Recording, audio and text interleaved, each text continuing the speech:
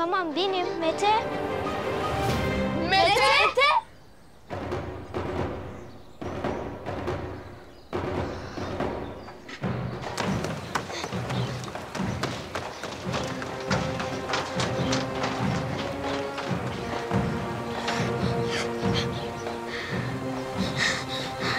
Ben bittim. Artık koşmamıza gerek yok. Nasıl olsa çıkamazlar. Nereden biliyorsun? Orman çocukları orman sınırından çıkamıyor, unuttun mu? Doğru. Elif iyi misin? Ne kadar çok korktum biliyor musun? Özür dilerim. Ben sadece burayı korumaya çalışmıştım. Sen bana bakma. İyi yaptın. Hem ben fazla korkmuş olabilirim. Nasıl da kaçtılar ama. İyi de sen ne ara çıktın? Biz hiç görmedik seni. Suyla topçukların etkisi geçiyor. Of, bunu hesaplamamıştım. Şu deposu da bitti ya. Pil de bitiyor. Sapanları alın hadi. Hadi.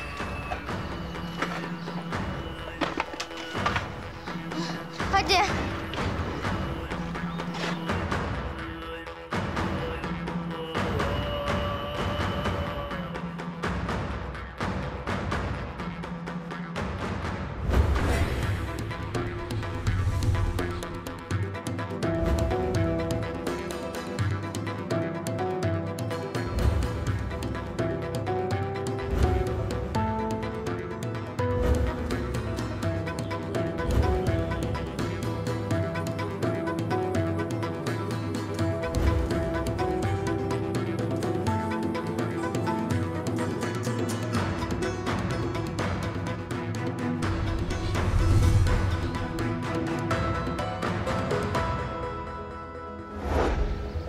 Kankam benim ya. Dur çamur var.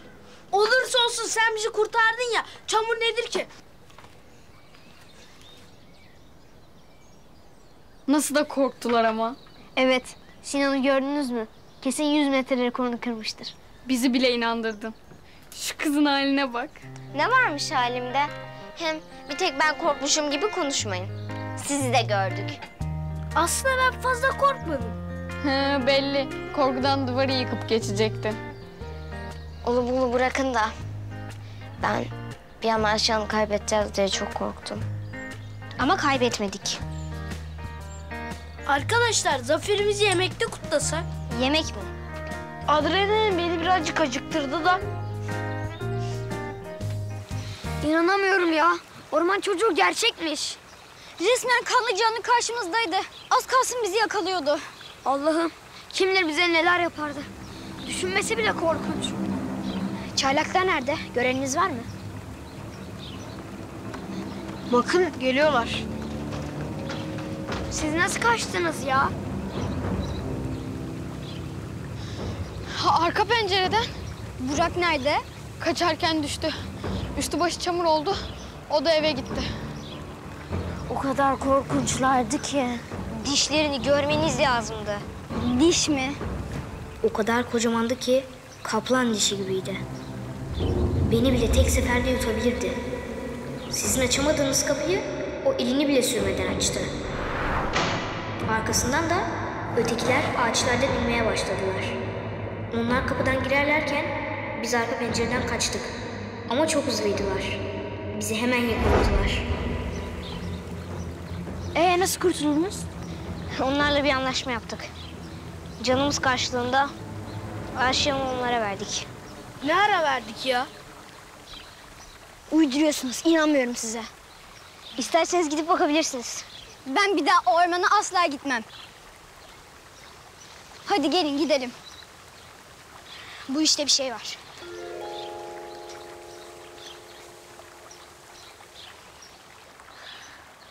Vallahi çok zekiceydi Mete. Tebrik ederim. İyi de o hikayeyi ben uydurdum. Sen devam ettirdin.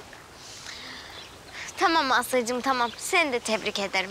Vallahi ben bile yedim. Ha bu arada yemek demişken hani biz yemek yiyecektik?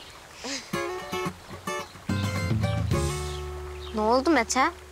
Bence Sinan orman çocuğu hikayesine inanmadı. Nasıl inanmadı ya? Korkudan gözleri pörtledi. Olabilir ama içimde kötü bir his var. Yeniden Ayşe'ye saldırabilirler. Ne yapacağız peki? Aklımda daha iyi bir çözüm var.